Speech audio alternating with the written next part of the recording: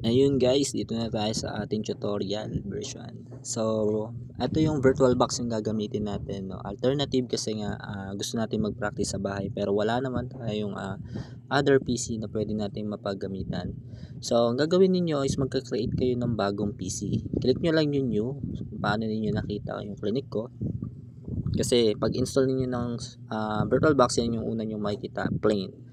So click nyo yung new, tapos type nyo lang dyan kung anong PC ng pangalan. So ang linagay ko dito is client PC, as recognized as a client PC nga siya. Tapos kung saan niyo gustong i-save yung PC na yan, kung saan mas mataas yung storage guys, doon nyo siya i-save. So kung may mga ibang disk yung PC ninyo, mas maganda kasi kung mas mataas yung storage, kasi kapag maliit na lang storage mo, doon nagkakaroon talaga ng mas mabagal tong mag-response yung virtual box. At the same time, dapat na-install na po nyo or na-download na ninyo yung mga installer natin, yung dalawang Windows Server at saka yung Windows OS, no?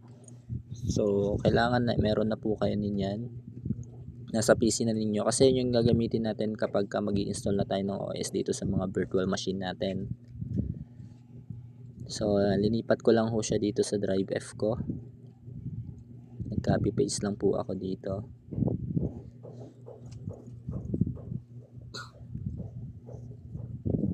So keep in mind guys, no, tignan nyo lang kung paano yung procedure na ginagawa natin dito step by step.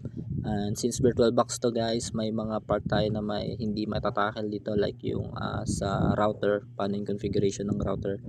Kasi nga ang purpose lang natin is practice natin yung procedure dun sa actual na computer, kung paano natin siya i-config, paano mag-install ng OS, at the same time kung paano natin i-config yung peering at saka yung add rows.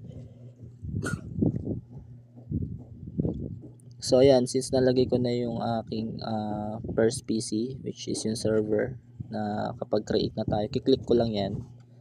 So double click nyo lang yon, nasantayin nyo siya mag-pop.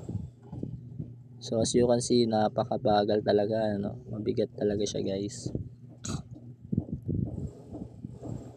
Then yan, lalabas na to. Ngayon may nakalagay empty, kiklik nyo lang yung folder dyan sa right banda, kiklik nyo lang yan.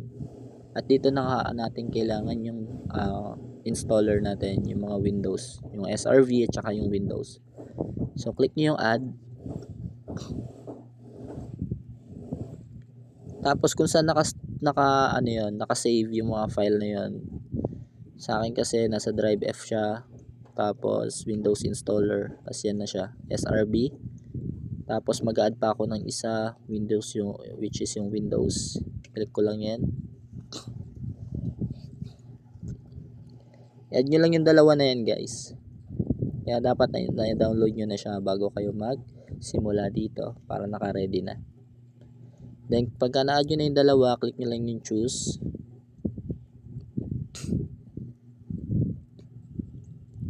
Then yan, mag-i-install na tayo. Since server to, SRV yung i-click ko. Keep in mind guys, no, kasi sa school ang dami natin nakikita na dalawang PC pareho naka-server. Kailangan kapag ka server po yung PC, server SRV yung i-install ninyo. Kapag client na yung ini-install natin, dapat yung Windows ang pipiliin nyo. So ito siya, click nyo lang yan, install. So alam naman na natin kung paano yung process dito, 'di ba? Ilang beses natin siya ginawa sa school. So ngayon, since dito magkaiba, kasi kung sa actual PC tayo, kailangan natin bootable flash drive. Tapos pag i-install ng Windows, dapat nakapatay yung computer kapag linalagay yung flash drive. Tapos mash delete. Kiklik lang natin yung i-spam natin yung delete, or kung ano man yung command doon para mapunta sa BIOS. Pero dito, yun yung procedure na ginagawa natin para mag-install ng OS sa virtual. So ayan na siya.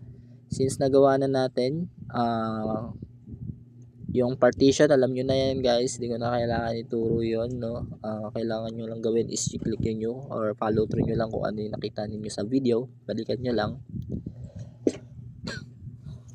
Tapos matagal talaga to. Since matagal nga siya, mag-aantay lang po talaga kayo. Pero kapag patapos na siya, ganito na yung itsura niya guys.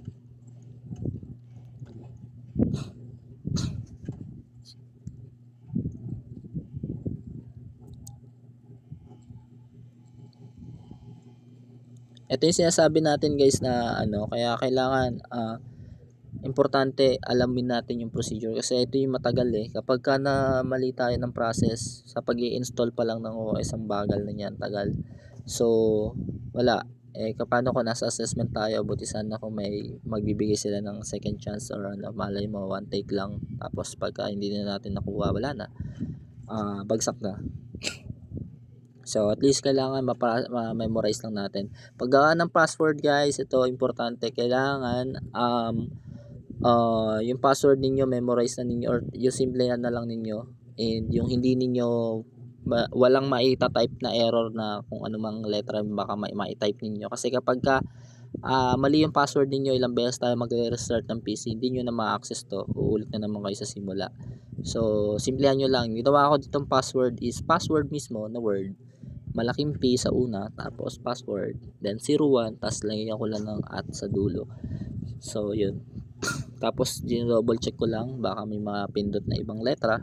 So yun lang gawin natin para hindi tayo magkaroon ng any kind of issue later.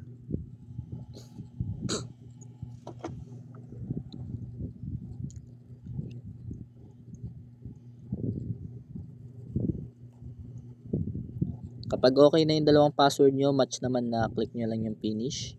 Then makakapag-create na po tayo ng ating server PC. Then wala yung control delete sa keyboard niyo, hindi yan magpo-function. Click nyo lang yung input, tapos keyboard, tapos control alt delete doon sa may input na yan para mag-open natin or ma-access natin yung ating bagong virtual PC, which is yung server PC natin. Yan, type nyo lang yung password na ginawa ninyo, then makakapag-login na po kayo, and meron na tayong unang virtual machine na PC, which is yung server natin.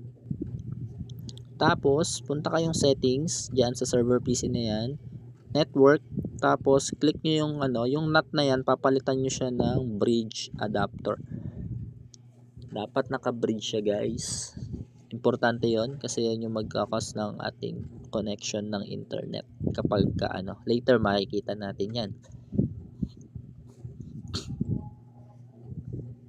Yun na, ready na yung ating server PC.